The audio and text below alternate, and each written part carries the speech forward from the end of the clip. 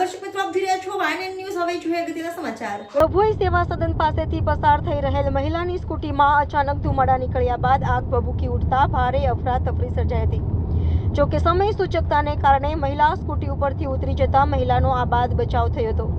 બાદ સ્થાનિક રાહદારીઓ દ્વારા સ્કૂટી ઉપર પાણી અને ધૂળ નાખી આગ પર કાબુ મેળવ્યો હતો. હાલ ઉનાળાની આકરી ગરમી ચાલી રહી છે ત્યારે વાહન ચાલકો માટે ચેતવણીજનક કિસ્સો ડભોઈમાં સામે આવ્યો હતો.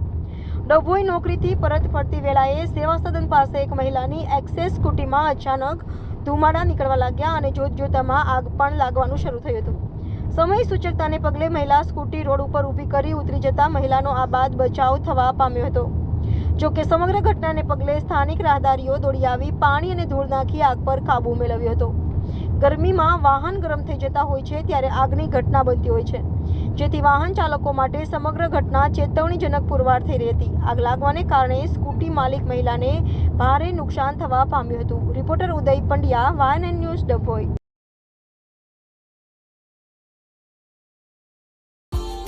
Subscribe now and press the bell icon.